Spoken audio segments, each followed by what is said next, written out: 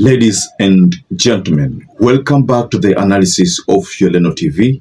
I hope you're well. From wherever you watch this channel, I'd like us to look at the statement that the lawyer representing DIG LAGAT delivered during a court session. Deputy Inspector General of Police Eliud Lagat has rejected claims by 20 petitioners that he should be charged in connection with the murder of teacher and blogger Albert OJUANG. Lagat says the accusations are unfounded and harmful to his reputation. The Constitution and our laws vest those particular powers in the DPP to conduct public prosecutions. However, if you look at our historical context, in the past we've had cases where privately initiated prosecutions have been done by the citizens.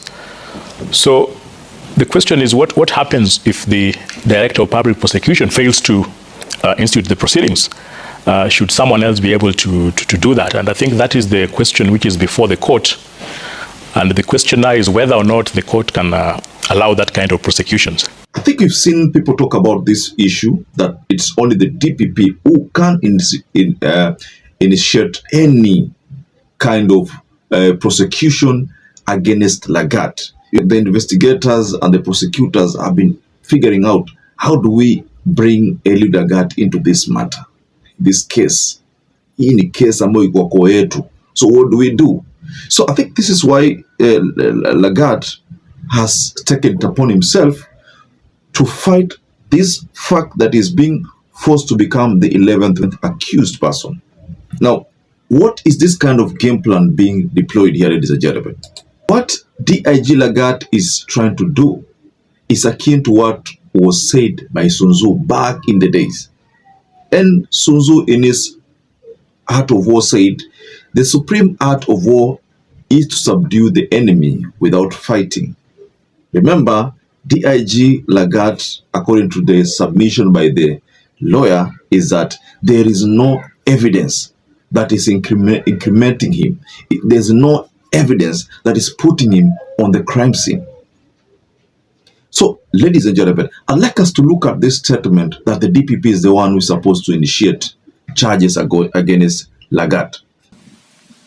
I, Ranson Mulele Ngonga. What does the law say, ladies and gentlemen? But first and foremost, kindly take this opportunity to like this video, subscribe to our channel if you have not subscribed before, and to our existing subscribers, thank you so much for your support.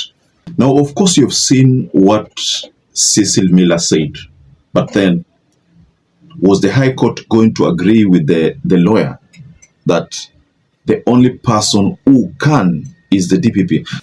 I, Ranson Mulele Ngonga. So what the High Court has done is that because of that statement from the lawyer, the High Court countered Cecil Miller's statements by directing the Director of Public Prosecution to respond to a petition seeking criminal charges against DIG Lagat over the death of OJUANG. Now, ladies and gentlemen, you've seen what is happening here. The lawyer is arguing that the court doesn't have that mandate to compel. But then again, the court now goes ahead to direct the DPP and give the DPP, duration on how to respond to the petition, because now activists have been looking at this matter and saying that you people are trying to play what we call ping pong, game of ping pong.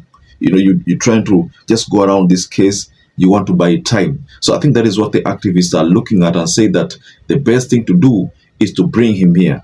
So the point here is very simple. They want DIG Lagat to be charged. Criminal charges be put on him. Of course, all Kenyans seems to be agreeing that the best thing to be done is that the DIG is also supposed to be enjoined in this case, atoe evidence yake ama ajibu mashtaka ambayo yameletwa pale kwa kile kikao pale. Unajua, ukiangalia vile ile kesi inaenda, size hiyo kesi ya Albert OJUANG, wengi wanasema kwamba hii kesi ni kama hakuna mahali itaenda. So koti pia najua kwamba Wakenya wanasema kwamba hakuna mahali itaenda, kwa sababu koti ina imani kwamba Wakenya hawana imani na koti, kwa sababu wanasema kwamba koti itacheza tu na sheria, cheza na sheria, kwa sababu Wakenya wengi hatujui sheria. So koti itakuwa na viringa tu sheria huku, mara kesho nasikia ile simu wataalamu, mara ile simu kumbe ilikuwa hivi, ile simu ya nanio mukwana.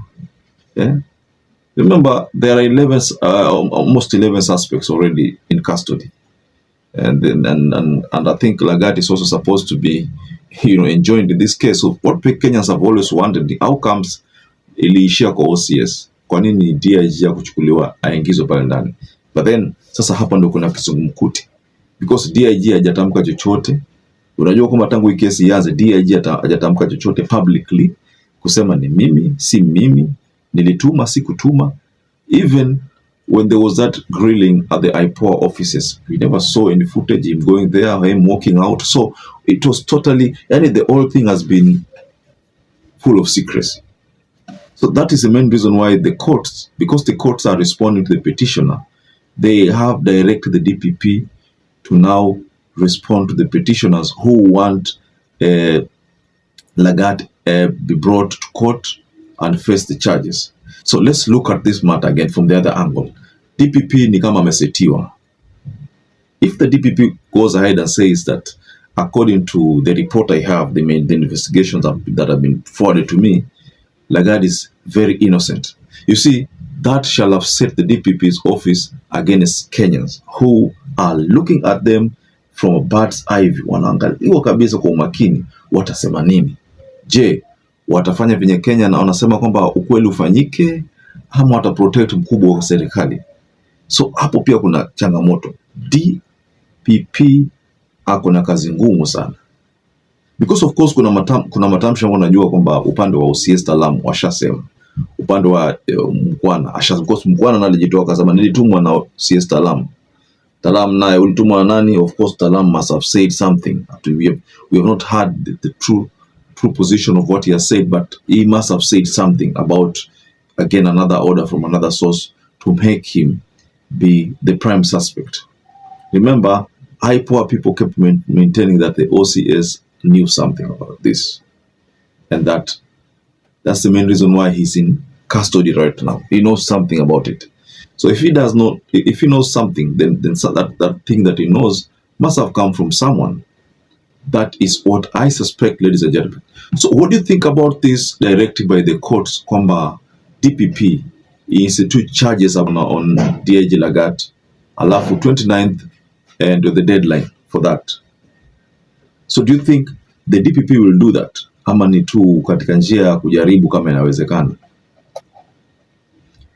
So perhaps if you're watching this video and you've not subscribed, take 1 second and subscribe, like this video. Until you catch up again, stay safe and stay blessed.